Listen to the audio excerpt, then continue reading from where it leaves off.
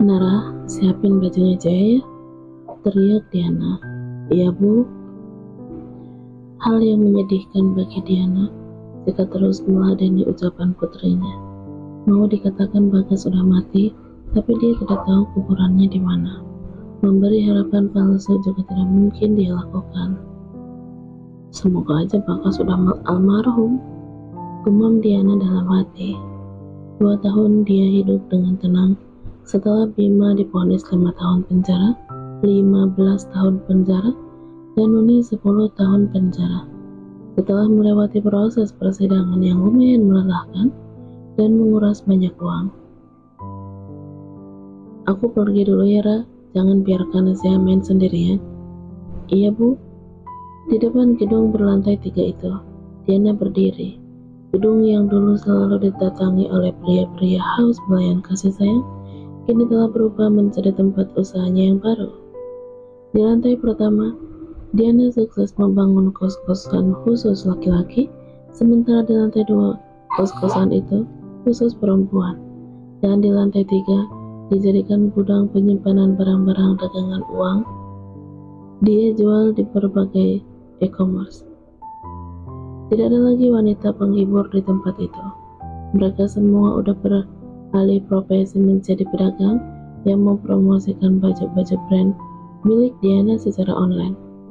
Ada beberapa ruangan khusus yang disediakan untuk berdagang secara live di berbagai e-commerce, termasuk aplikasi berwarna hitam berlogo musik itu.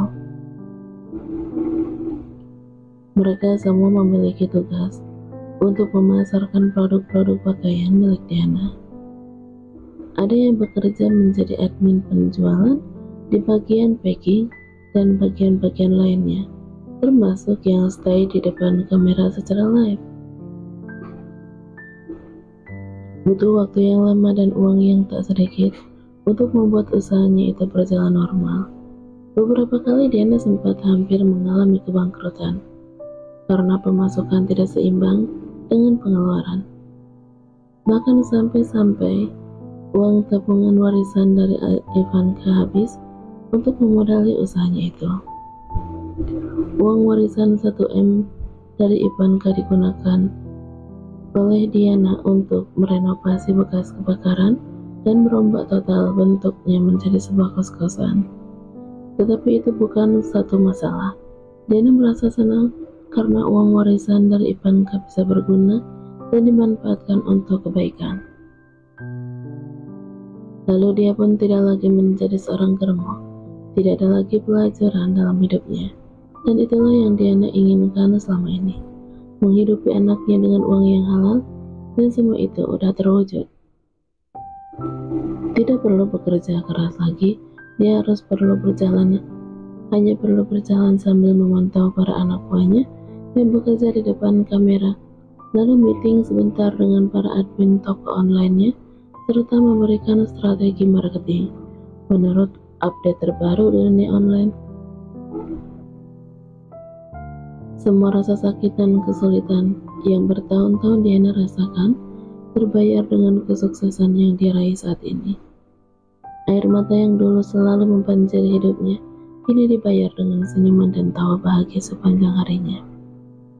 Semua orang bisa seperti itu, asalkan sabar dan juga ikhlas, serta terus berusaha dan tidak pernah berputus asa. Di, abang mau ajak kamu ketemu ibu. Dia mau kenalan sama calon istri abang katanya. Setelah 2 tahun berlalu menjalani hubungan dengan Penny, tetap saja Diana masih belum merasa siap menjalani hubungan yang lebih serius dengan pria itu. Aku gak pede bang. Gak pede apa sih? Kok kamu insecure gitu terus? Sampai kapan? Atau kamu ada laki-laki lain? Ya enggak bang. Siapa coba? Lagian abang cuma ngajak ketemu ibu, bukan ngajak nikah. Kalau kamu belum siap ya udah tunggu nanti juga nggak apa-apa. Terkadang Diana kasihan pada Pemi karena setiap hari selalu diberikan harapan yang tidak jelas. Lelaki itu sangat berharap Diana mau menjadi istrinya, sementara Diana masih aja merasa trauma dengan pernikahan. Baiklah, tapi aku bawa saya nggak apa-apa kan? Oh aja, ibu pasti senang lihat jalan cucunya.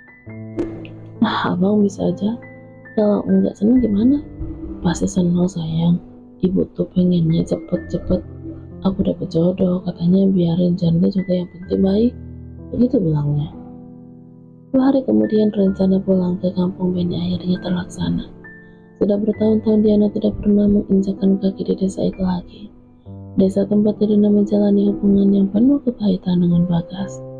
Karena rumah yang dulu dia tempati bersama Bagas lumayan berdekatan dengan rumah orang tua Beni. Awas, ingat mantan, bisik Beni ketika mereka melewati gang perumahan yang dulu Diana tempati bersama Bagas. Apaan sih, ngapain mantan ingat-ingat? Hehe, mungkin aja masih dikenang. Udah berisik. Mobil Diana langsung menjadi pusat perhatian tetangga ibunya Beni. Malam orang-orang di sana jarang yang memiliki mobil. Jika ada pun, tidak ada yang sebagus milik Diana. Diana disambut oleh keluarga Beni, terutama ayah dan ibunya yang udah tua. Dihidangkan berbagai macam makanan dan camilan. Ini Diana bu, calon istriku, dan ini saya putrinya. Ujar Beni ketika mereka selesai berbasa-basi. Calon istrimu cantik, Ben. Ibu senang. Akhirnya kamu mau kenalin. Makasih bu, aku juga senang bisa kenal sama ibu. Kalau gitu kamu istirahat aja ya. Ibu ke belakang dulu, biar aku bantu cuciin. Diana langsung berdiri hendak mengambil piring kotor bekasnya makan. Tidak usah, kamu istirahat aja. Beni, ajak istrimu ke depan gih. Udah yuk ke depan aja, biar ibu dan Melati yang bekerja. Ya udah, kalau gitu aku ke depan dulu ya bu. Iya nah, santai aja. Di dapur Melati yang merupakan adiknya Beni berbisik sambil celingukan ke depan. Ada apa sih Mel? Bu, aku tahu asal-usul calon Bang Beni itu. Ternyata apaan sih? Dia itu mantan pelacur. Bahkan Kak Sarah juga kenal. Dulu dia itu mantan istrinya Bang Bagas, temannya Bang Beni. Ibu masih ingat kan sama Bang Bagas yang sering mabok dan judi itu? Hah? Iya banget. Iya inget. Tapi masa sih? Iya bu. Bahkan nih ya, yang aku dengar, dulu Bang Bagas sering nyuruh Mbak Diana itu pelacur demi bisa makan.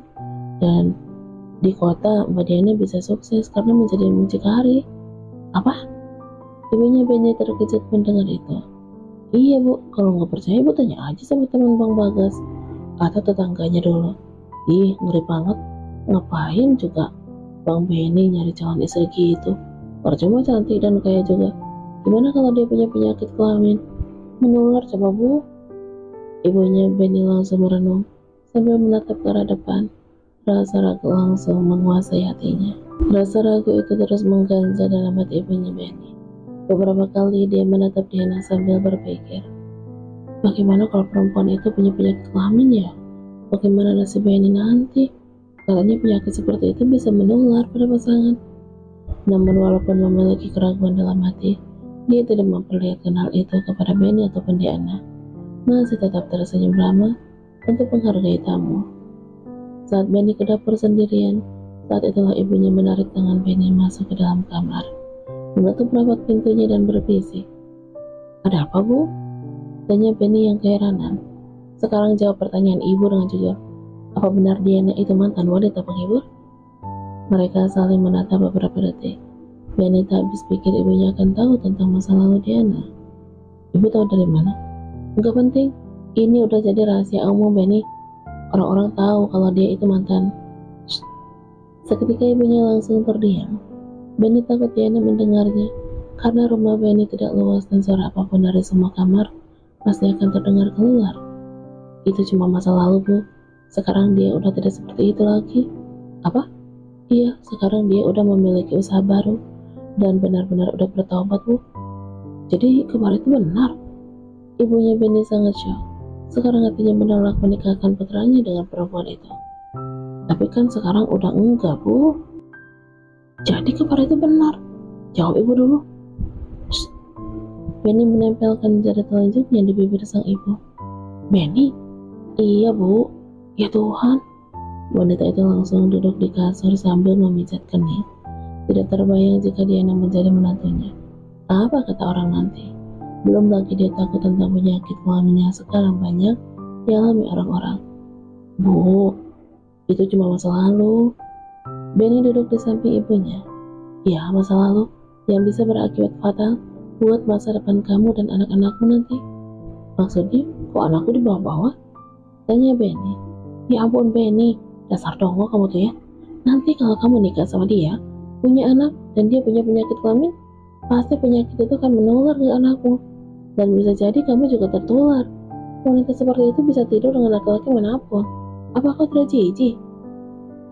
Benny terdiam, begitu kesal pada orang yang memberitahukan tentang masa lalu Diana. Padahal dia tahu persis, ibunya itu tidak tahu apa-apa mengenai hal itu. Bu, Diana itu sehat kok. Dia sering cek kesehatannya. Iya sekarang karena masih muda. Kalau nanti siapa yang jamin coba? Terus ibu maunya gimana? Tanya Benny. Cari saja perempuan lain, jangan dia. Benny menghela napas. Hal yang sulit dilakukan karena hatinya sudah terlanjur mencintai Diana. Apapun keadaan wanita itu, dia dengan ikhlas menerimanya. Enggak bisa, Bu. Hah? Kenapa enggak bisa? Aku udah terlanjur cinta sama dia. Ibunya Benny langsung melotot, heran dengan anak sulungnya yang seperti anak remaja baru balik. Cinta dipikirkan. Jangan bego Benny, jangan tolol. Dia nggak baik buat kamu, apalagi dia itu mantan istri si Bagas kan. Dulu aja si Bagas udah terkenal suka jajan, ketika dia masih menjadi suaminya. Percaya sama ibu, kamu nggak akan tenang hidup sama perempuan itu. Sudahlah Bu, kita bahas ini nanti aja. Jangan sekarang, orangnya lagi ada di sini. Benny berdiri hendak pergi. Suasana hatinya mendadak galau. Dia paling tidak bisa berdebat dengan ibunya. Saat membuka pintu kamar, dia terkejut karena ternyata Diana sedang berdiri di dekat pintu kamar itu. Bagas melongo beberapa detik menatap Diana yang terlihat murung, lalu menatap ibunya yang masih duduk di kasur. Dengan cepat dia menutup pintu. Ayo, ujar Benny sambil menggandeng bahu Diana kembali ke ruang tengah. Dia terlihat mulai beradaptasi dengan anak bungsu Benny. Dia senang melihat hal itu. Kamu mau tidur sayang? Tanya Benny. Terlihat serba salah karena dia nanya diam saja. Aku mau pulang aja bang. Kok pulang? Baru juga kita nyampe. Iya karena nggak seharusnya aku berlama-lama berada di sini. Hati Benny mulai tidak enak. Dia menyangka perempuan itu udah mendengar obrolan dengan ibunya tadi. Nanti aja ya sore atau malam. Atau nginap di sini. Nggak enak sama ibu kalau kita cuma singgah sebentar. Udahlah bang, aku udah tahu kok. Ibumu mungkin akan senang kalau aku pergi secepatnya. Alamak, bagaimana ini? Batin Benny nelangsa. Ternyata benar. Diana mendengar obrolannya tadi. Ibuku hanya terkejut saja. Nanti juga dia nerima kita. Kamu jangan khawatir ya. Diana menghela napas. Bagaimanapun juga dia tidak boleh lemah hanya karena cinta. Jika keluarga calon suami tidak memberikan restu untuk apa diteruskan, hanya akan menyiksa batin saja. Karena pernikahan itu tidak sebentar. Begitu pikirannya. Aku mau ziarah ke makam bibi bang. Udah lama nggak nengok makamnya. Diana berusaha mengalihkan perhatian karena tidak ingin merusak hubungan Benny dengan ibunya hanya karena perbedaan pendapat. Ya tapi nanti ya, kamu masih capek. Nanti takut keburu hujan bang. Lagian aku harus cepat balik, ada barang baru yang datang nanti malam. Aku harus ada di sana. Tapi kamu masih capek kan? Enggak kok bang, nggak capek. Ayo, ibu abang panggil, aku mau pamit sekarang aja. Tiba-tiba ibunya Benny menghampiri. Walaupun hatinya tidak menyukai Diana, tetapi laki-laki perempuan itu tetap menunjukkan sikap yang baik. Masih tersenyum ramah pada Diana. Bu, aku pamit sekarang ya. Mau ziarah ke makam bibi terus harus cepat balik. Karena ada kerjaan, ujar Diana dengan sopan. Oh gitu ya, kok sebentar sih? Iya bu, ada barang mau datang, katanya nanti malam. Lain kali mampir ke sini lagi ya. Oh baiklah, hati-hati ya. Kamu nyetir sendiri apa diantar Benny? Diana terdiam sejenak, menyesal karena tidak mengajak sopirnya. Jadi seharusnya saat ini Benny tidak perlu mengantar. Iya sama Bang Benny bu, saya nggak ngajak sopir, tapi saya bisa kok telepon sopir nyuruh ke sini. Kalau misalnya Bang Benny ada keperluan di sini. Enggak di, aku yang bakal ngantar kamu, nggak usah telepon sopir. Ya udah, kamu antar Gi. Kalau nunggu sopir kan lama. Iya bu, saya pamit ya. Diana langsung bersalaman, tetapi ada yang berbeda. Ibunya Betty cepat-cepat menjauhkan tangannya, seperti orang yang malas disentuh. Sangat berbeda jauh ketika dia baru datang tadi. Tetapi ibunya Penny masih tetap tersenyum pada Diana. Saya ayo ikut pulang. Mainnya belum beres mah, nanti ya. Anak itu terlihat betah karena bermain akrab dengan anak bungsunya Penny.